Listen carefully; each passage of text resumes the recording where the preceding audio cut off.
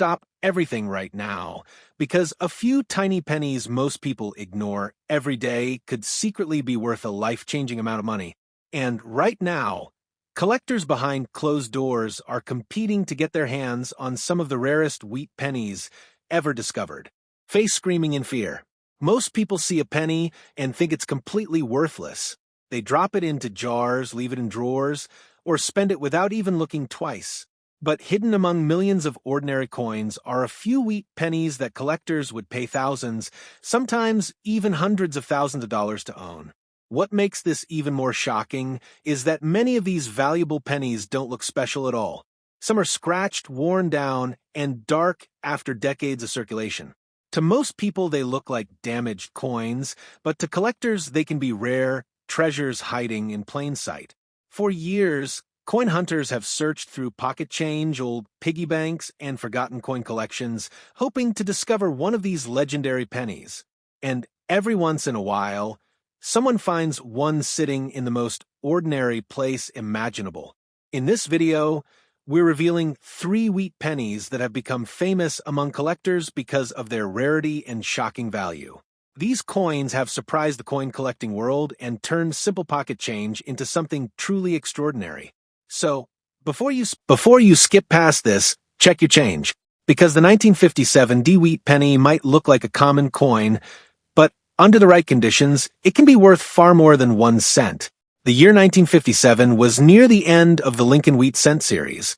Just 1 year later, in 1959, the design would change to the Lincoln Memorial reverse. That makes 1957 one of the final chapters of the classic wheatback era that began in 1909. On the front of the coin, you see Abraham Lincoln's profile. Above him, the words, "In God We Trust." To the left, liberty. To the right, the date 1957. And just below the date, a small D. That D is critical. It means the coin was minted at the Denver Mint. In 1957, the Denver Mint produced over 1 billion wheat pennies, more than 1,051,000,000 pieces. That's a massive mintage.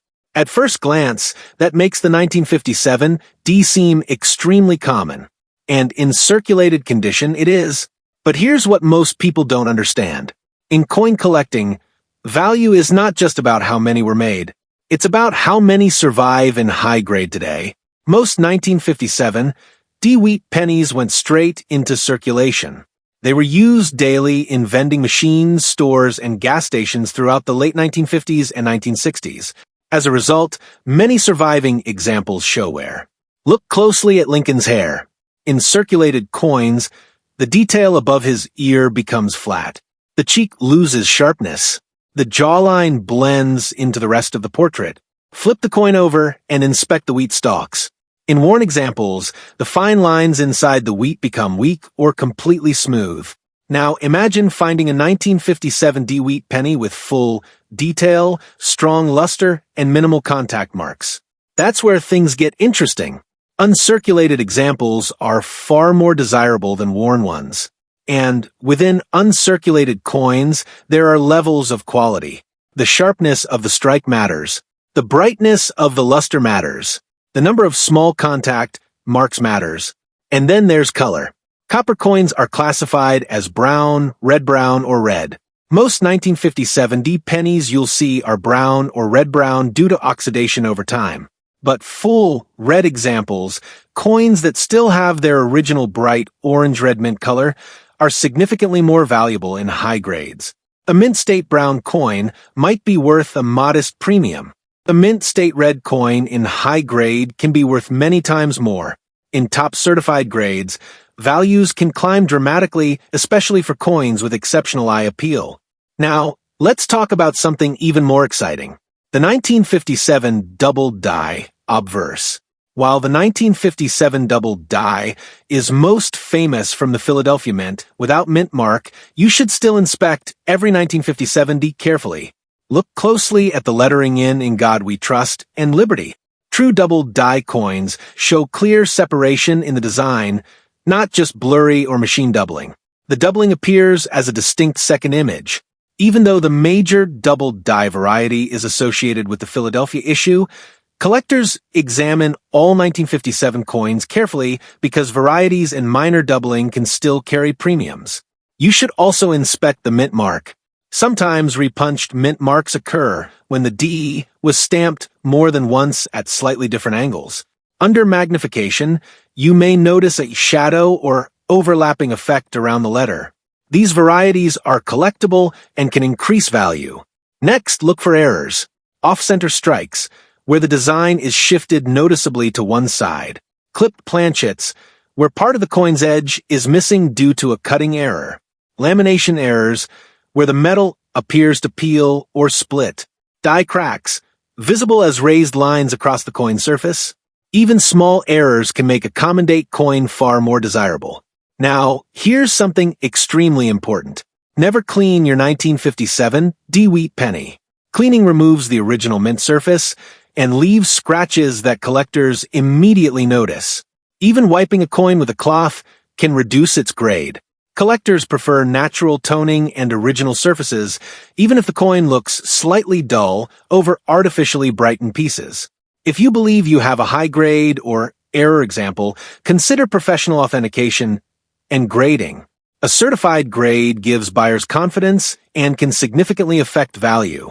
Now, let's talk about why the 1957 D remains popular. It's one of the last wheatback pennies ever made. For many collectors, completing a full wheat cent collection means including the 1957 D in the highest grade they can afford. High-grade red examples are especially competitive because collectors building registry sets compete for the finest known pieces. Even though more than 1 billion were minted, the number of superb, flawless survivors is far smaller than you might think. Over decades, coins have been spent, damaged, cleaned, lost, or melted. Top-condition coins become scarcer every year. And that's why people still search rolls of pennies today, because sometimes a high-grade 1957 Wheat penny is still hiding in circulation or in an old collection. Think about this. The 1957 Wheat penny is nearly 70 years old. It circulated during the Eisenhower era. It was used before the moon landing, before the internet, before smartphones. It passed through countless hands. And today, it might be sitting unnoticed in a jar of coins. Most people see a 1957 penny and assume it's too modern to be valuable. But that assumption is where opportunities are missed. Because value isn't just about age. It's about condition. It's about rarity within grade. It's about color. It's about errors. So here's what you should do. Check the date, carefully, 1957. Look for the D mint mark below the date. Examine Lincoln's hair for sharp detail. Inspect the wheat stalks on the reverse. Look at the color, brown, red-brown, or red. Search closely for doubling or unusual features. And most importantly, leave it exactly as you found it. Because that small copper coin from 1957 might only be worth a few cents. Or, in exceptional condition, it could be worth far more than you ever expected. And until you look closely, you'll never know. Sometimes the most overlooked coins are the ones quietly holding surprising value. And the 1957 Wheat penny is proof that even a coin made by the billions can still hide rare opportunities for those who know what to look for. Before you assume this is just another common old penny, check the date carefully. If it says 1957 and there is no mint mark under the date, you might be looking at one of the most talked about wheat pennies of the late 1950s. The 1957 wheat penny was minted in Philadelphia, and that year, the Philadelphia Mint struck over 282 million coins. On paper, that makes it common, and in circulated condition, it usually is. But here's where things change. The 1957 wheat penny is famous for one very important reason. The 1957 doubled die obverse. And this is where collectors start paying serious attention. First, let's understand the basic design. On the front, you see Abraham Lincoln's portrait. Above his head, "In God We Trust." To the left, liberty. To the right, the date 1957. On the reverse, 2 wheat stalks frame the words 1 cent and United States of America. This classic wheat design ran from 1909 to 1958, and 1957 is one of the final 2 years of the series. Now, let's talk about the variety that made this coin famous. The 1957 double die obverse is a major error variety caused during the die creation process. When the die was made, the design was impressed twice at slightly different angles that created visible doubling on the coin. And this is not minor doubling. On genuine 1957 double die coins, the doubling is bold and dramatic. Look at the words "In God We Trust." The letters appear clearly doubled, almost like a shadow image next to each letter. Look at Liberty. Strong doubling. Even the date can show doubling. This is one of the most noticeable double die coins in the entire Lincoln Wheat series. Now, here's something important. There's a difference between true double die and machine doubling. Machine doubling is common and usually flat, shelf-like, and less valuable. True double die doubling shows rounded, separated images with clear spread. That difference determines whether you have a common coin or a highly collectible variety. A regular 1957 wheat penny in circulated condition might only be worth a small premium over face value. But a genuine 1957 double die obverse? That's a completely different story. Even in worn condition, authentic double die examples can sell for significant premiums. In uncirculated grades with strong red color, values can climb into the hundreds or even thousands depending on condition. Now, let's talk about condition because that's the second major factor controlling value. Most 1957 pennies entered circulation immediately. They were used in daily commerce throughout the late 1950s and 1960s. In circulated examples, you'll notice wear on Lincoln's hair, flattening on the cheek, and fading detail on the wheat stalks. But uncirculated coins still retain mint luster, that bright, almost glowing copper shine. And then comes color classification. Copper coins are categorized as brown, red-brown, or red. Brown coins have fully toned over time. Red-brown coins retain partial original mint color. Full red coins still display their original bright orange-red copper color. For collectors, red examples in high mint state grades are the most desirable. A 1957 brown coin may be modestly priced. A 1957 red coin in high grade can be worth many times more, and a 1957 double die in high grade red, that's where competition between collectors becomes serious.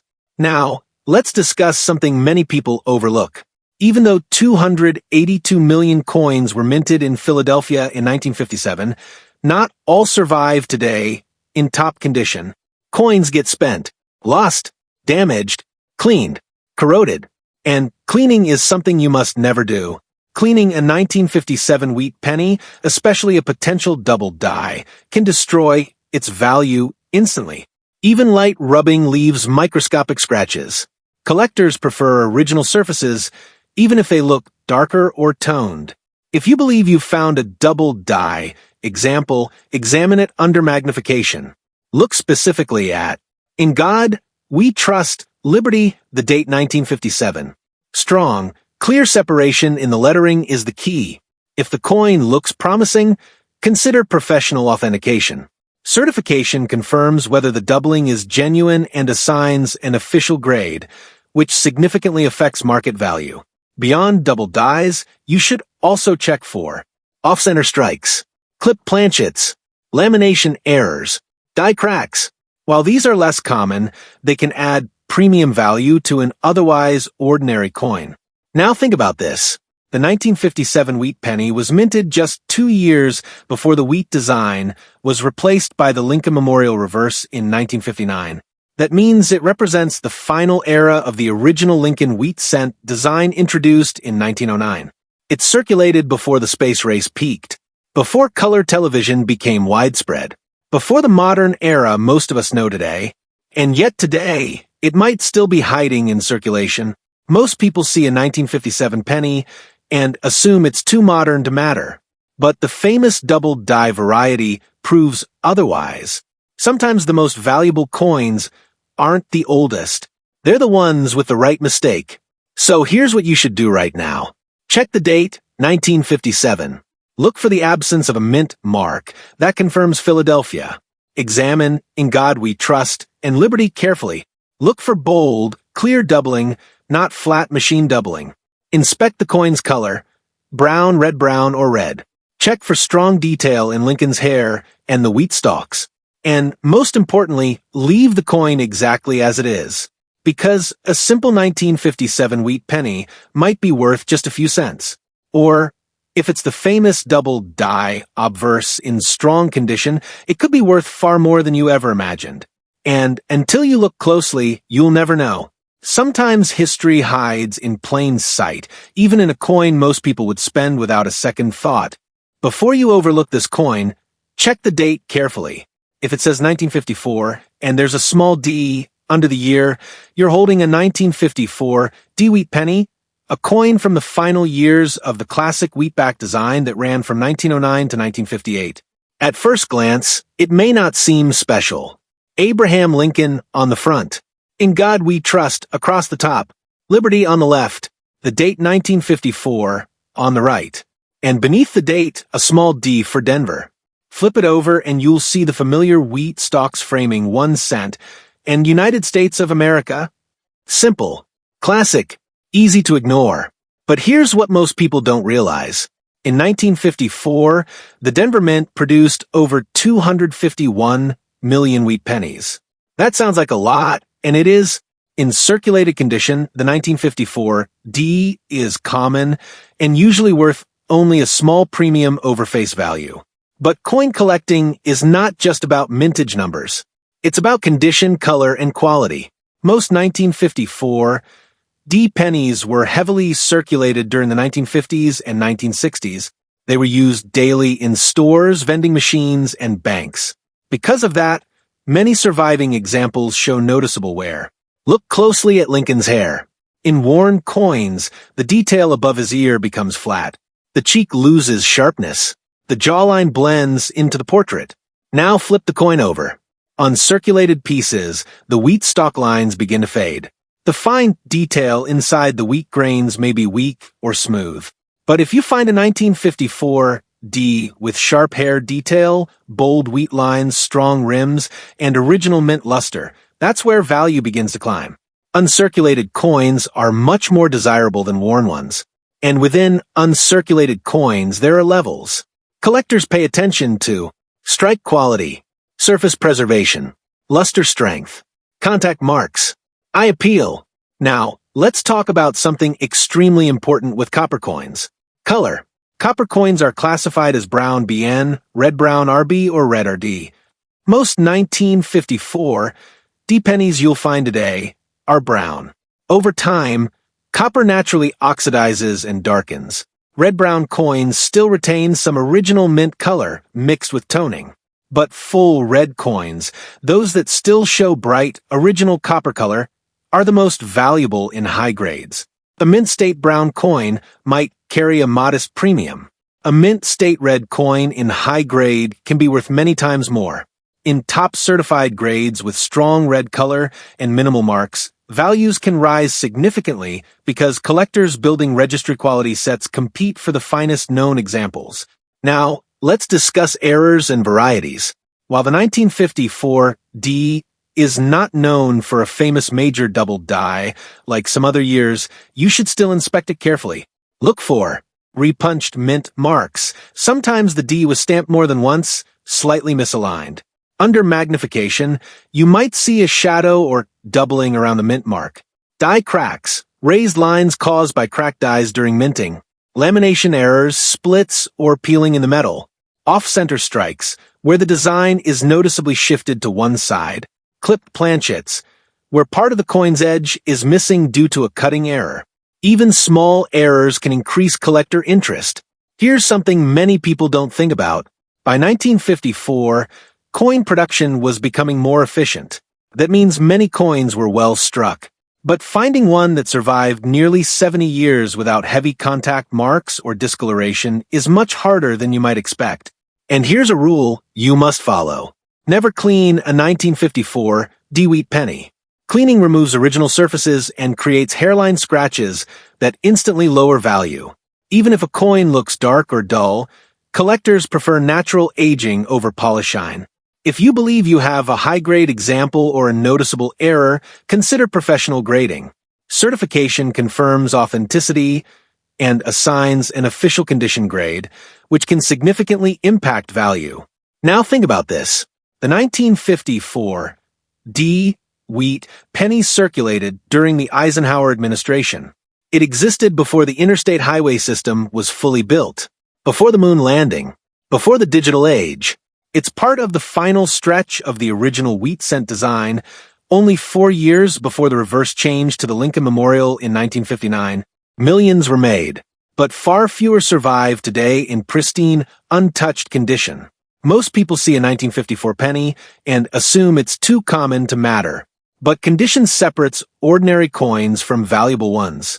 So here's what you should do. Check the date, 1954. Look for the D mint mark under the date. Examine Lincoln's hair for sharp detail. Inspect the wheat stalks for full lines. Look at the color brown, red-brown, or red. Search carefully for unusual features or mint errors. And most importantly, leave the coin exactly as you found it. Because while most 1954 wheat pennies are modestly priced, a high-grade, full red, sharply struck example could be worth far more than you ever expected.